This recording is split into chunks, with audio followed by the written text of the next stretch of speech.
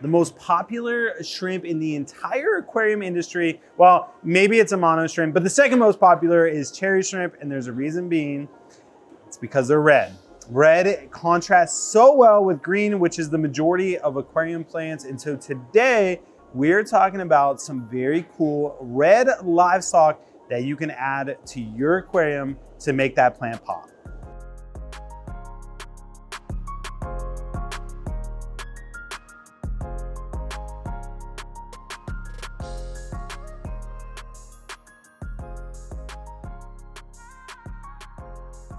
What is going on, all you aquarium keepers, fish keepers, shrimp keepers? My name is Rob. I'm the owner here at Flipaquatics. And today we're going through all these red animals that we think you're gonna love, that are gonna pop in that planet aquarium. First one is a sassy little, let me explain it this way. Sassy, aggressive, territorial, eats live animals only. You're probably thinking, man, what is he explaining, a piranha? Nope. Check out these little guys. These are small, sassy little stinkers. They're called Scarlet Badis. They are a predatory fish. Now, I know you're looking at it and you're like, that's a goby or that's a guppy. Well, you guys probably aren't thinking that because you're in the aquarium hobby. But like most people are like, what is that, a minnow? No, these are Scarlet Badis. They don't look it right now because this tank isn't set up for like their best color, but these guys are one of the most stunning nanofish out there. They only get to about 3/4 of an inch to an inch, but they do require live food. So we feed these guys a ton, and I mean a ton, of live Daphnia. You could feed them baby brine, you could feed them frozen food. You gotta be a little bit more careful with the frozen food because these guys have such small mouths. Bloodworms are a favorite for people to feed. These guys would have a hard time eating bloodworms. So you'd actually have to like cut them up, like use a razor blade and chop them up. But they do need live food. They're probably similar to like pea puffers in the fact that like, you know, maybe they would eat like tiny little snails. They probably could. But live Daphnia is the #1 thing that we feed. Live baby brine would be a good option too. We don't feed that just because we don't take the time to make it. But frozen food, you could get them to start eating that. So really, really cool fish. As far as like water parameters, they do prefer more soft water. We keep them in our normal 50-50 mix, which is 50% tap water, 50% RO water, remineralized with our shrimple GH to get like a pH of about 7.5. And they do really, really well in that, but they do prefer the softer water versus harder water. So a very cool one to start with, a lot of personality, but let's move on to #2. Next up, we got a super unique one. These are straight from Indonesia. That's where we get them from. If you ever heard of a whiptail catfish, it's a catfish that has a really, really long tail, thus whiptail. So these are the red lizard whiptails. Now, these aren't just your normal red lizard whiptails.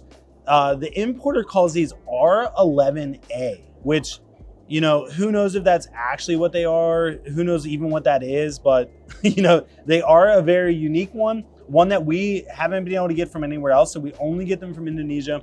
They have like these really cool like stripes going down their side. Their dorsal fin has really cool colors in it. So these guys are algae eaters. And we actually have a bonus for you towards the end of the video. We'll show you some cool fish that aren't red, but do make sense with the algae eating, which we'll get to that later on. But for right now, red, these guys eat a mix of our North Fin foods. So like we grind up the North Fin food, they eat flake food. Kelp wafer from North Fin is really good for these guys. And then obviously they're gonna eat algae too, because they are like kind of a scavenger bottom feeder. And so just a really cool catfish. I think they're absolutely beautiful. They only get, now don't quote me on this because I need to actually look it up. When we get them in, they're only ever about, I wanna say 2 inches maximum. And I wanna say they only get up to about 3 inches. Now I could be wrong on that, so don't quote. I've never kept these to like, you know, where they're 10 years old before. But I wanna say they only get to about 3 inches. So really cool catfish, super unique, not one you normally see in the aquarium hobby. First of all, we gotta give a shout out to my man, Chuck back there. He's getting out of the way. No, we love having you back there, Chuck. You keep doing your thing. Man, they don't make them like they used to. That's all I gotta say. So shout out to Chuck. But our next one's right here. He's actually doing some water change on here. Friday's a big maintenance day for us, getting things, you know, siphoned, looking good. Now I know we didn't clean off the front of the glass. We didn't make it look pretty, but this this is the raw tour of flipaquatics. So these guys are Tiger Endlers. They are absolutely stunning. They're super unique Endler. They're actually one of the most popular Endlers out there. And we haven't had these in, probably 3 months. These guys we've actually had for over 2 months. They came in, they weren't doing great. They ended up having, we call them butt worms. I forget what they actually are, but they're like the worms that start coming out of their butt. And they literally are the most annoying parasite to kill. So it's taken us like a solid month just to kill those. Now we finally feel confident. So these are going back into stock. Thank God for some Fritz Excel P, Paracleanse, siphoning tanks, getting all the things. So happy to finally have these guys. But Tiger Endlers, a really, really good one, a fun one. If you just get the males, you can get the beautiful color without worrying about them breeding. But if you did want to breed them, we do have the females too. Actually, I lied. We don't. It's empty. We did have the females. They must have all sold. So anyway, if you want some males, we do have the males for you. So these ones get me every time because I woke up this morning and I'm like, I'm gonna wear a red hoodie today. And I thought for sure it was red and it's dark. And I'm like, man, I didn't even know I had that one. And then I put it on and I got the lights on. I'm like, oh, that's pink. So same thing with these guys. These are red Ramshorn Snails. Although I'm sure they look slightly pink. And the only reason I say that is because Leather came and got me and she's like, hey, are these pink or red? And I'm like, I ordered them as red. And she's like, oh yeah, I can see that, they're red. Pink look a little bit different than this. These are red Ramshorn Snails. We don't get these in super, super often. People do love snails. They love being able to breed them. And these ones are not the most common ones to find. Like you can get brown or leopard or things like that. We even have blue, but we're talking about red today. We're not talking about blue. So if you guys are interested in some Ramshorn Snails, these are really good to set up in outdoor ponds during the summer. They breed like crazy.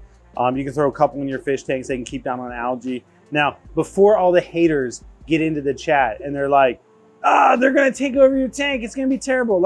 As long as you have fish, we have one with guppies. Guppies literally eat every single one of their babies. We want them to breed, and they're not breeding. I look in here and I'm like, please let there be babies. And nope, they're all eaten. So anyway, it actually is easy to keep their population down. But for those of you that want to breed them, throw them in an outdoor pond, tons of algae, tons of food. You're gonna have millions of them, literally millions. I'll show you an example of one that we actually have going that looks good. Before we get to the next two, I'm gonna give it away. They're snails and shrimp, so a little special for you guys. But I want to stop and just give a huge shout out to one of our sponsors here at flipaquatics, which is Shrimp Envy. You guys can check them out, shrimpenvy.com.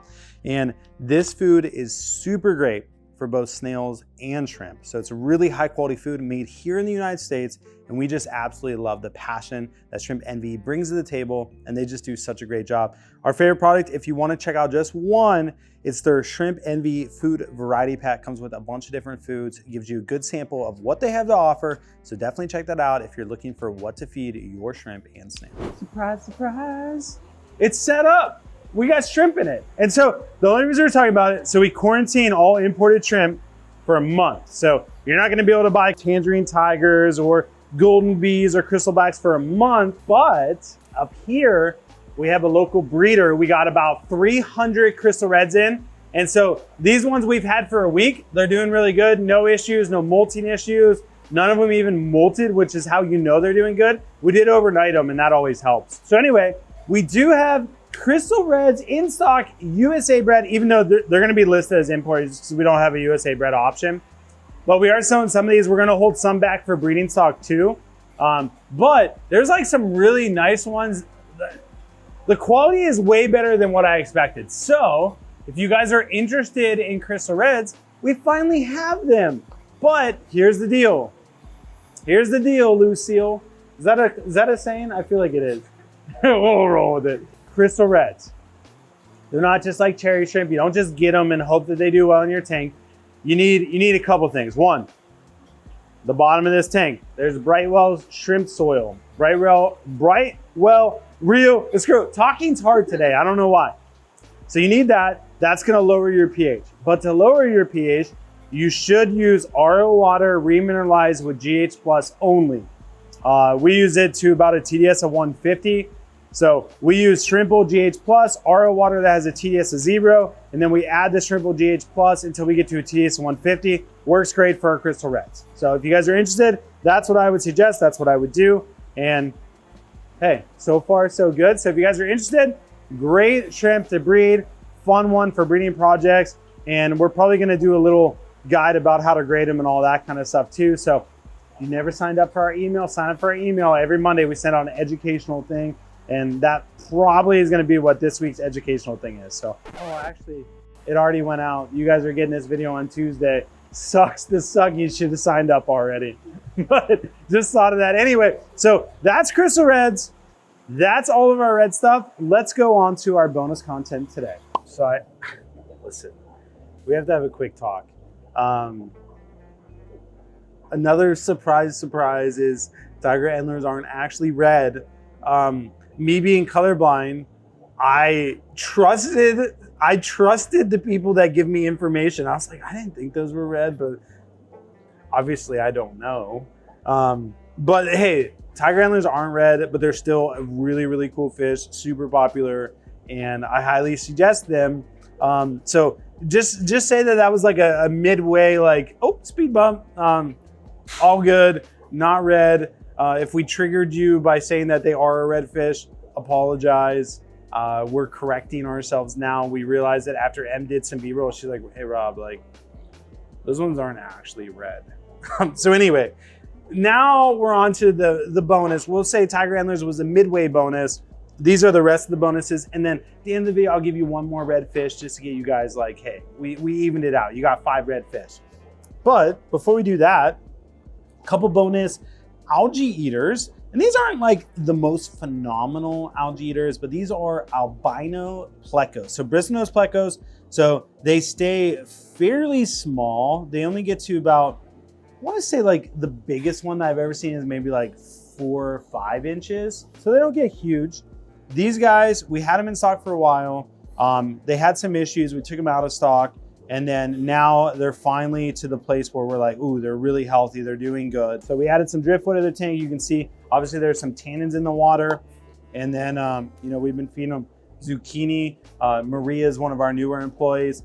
Apparently she had a garden with like these massive zucchini. If you watch our members only video, you saw that. And she just thought it was the silliest thing in the world that I was talking about how big the zucchini is. But anyway, you know, moving on. So these guys, really easy to keep, you know, doing great for us. Pretty good algae eater, good bottom feeder. Throw some caves in your tank, some driftwood, you know, feed some food. They're a great cleanup crew. And, you know, they'll just be a good addition to any tank. They're pretty peaceful, so you can pretty much keep them in any community setting. Another really good algae eater that we have, and this is for people that are always asking, because a lot of people always want size, and they're like, oh, how big is this? How big is that? We got in these Siamese algae eaters. These suckers are huge. Like, they sent us like straight full-grown Siamese algae eaters. Now, granted, there are some in there that aren't. Siamese algae eaters, like these 3 on the filter, they have that like much thicker dark line. So those aren't supposed to be in there. Those ones will get pulled out before we start shipping. Great algae eater, really good at like hair algae and things like that. Not surface algae, but like string algae, hair algae, things like that, they'll do really good. And again, a pretty easy fish to keep, you know, just a cool algae eater. So that's one option. And then I have one more option for you guys for algae eaters that is a unique fish. Well, I mean, we'll do one more bonus for you that's actually a red fish, but last like good algae eater, these guys, panda gauras. Now, there's 2 types of gauras. There's the doctor fish and then there's the panda gaura.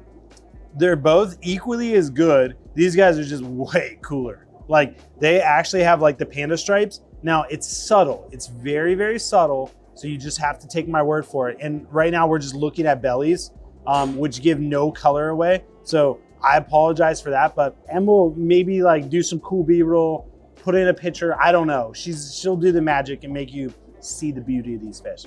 Super easy to keep. These guys, phenomenal at surface algae. Absolutely phenomenal. They get pretty big. Like, I want to say they'll probably get the size of the Siamese algae eaters, like 3 inches, maybe slightly bigger, but I want to say about 3 inches. And these guys will just absolutely devour algae. Really easy to keep, community friendly fish, good for almost any aquarium type. They're very accepting to a wide range of parameters. Again, we keep them on our 50-50 mix, so about 7.5 pH. But I do have one more redfish for you guys just to make it up to you. So let's go check out that one now. These actually do, I think these do actually have red in them. So check out these dwarf gouramis. These are blue dwarf, and I know what you're thinking, Rob. These are blue, but they do have red stripes. Are those red stripes? You gotta, come on, look at this guy. I'm pretty sure those are red stripes. Now I am colorblind, so they might be orange or something weird. Are they red? You never told me. Maybe? Maybe. In the aquarium like look hobby, at the fins of this guy. In the aquarium hobby, they're probably red. Yeah, so maybe red. But anyway, this one was like my joke, but then it actually kind of worked out, and so it wasn't really a good joke. Pretty typical for me. But anyway, these guys, red honey gouramis, we talk about them a lot. They're a stunning one. Now, full transparency, there is a chance that these are thick-lipped gouramis that are red ones. There's a lot of heated debate, and by heated I mean like all the time. So there's a 50% chance that they're red honey gouramis. There's a 50% chance that they're thick-lipped red honey gouramis. But anyway, so if they are not red honey gouramis, then they'll be slightly more aggressive, get slightly bigger. Anyway, so everyone says because their tail is white, that is the telltale sign that they're not actually red honey gouramis.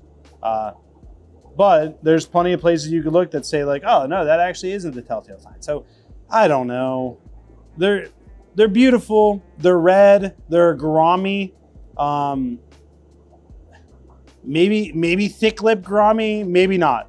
You decide. Let me know in the comments what you guys think, but watch out, it's gonna get heated. Trust me. But anyway, these guys are a personal favorite of ours. I love them. I think they're beautiful. And anyway, that's what I got for you guys today. A lot of it was a lot today. It was a lot. There's a lot of things that happened. But anyway, appreciate you guys. Hopefully you enjoyed these little walkthroughs. If you do, consider hitting that subscribe button. We'd love for you to be a part of our flipaquatics family, the Flip Fam, or as some people like to call it, flipaquaticans. I don't know. Whatever you decide. But anyway, you guys make a great rest of your week. As always, God bless, and we'll catch you on the flip side.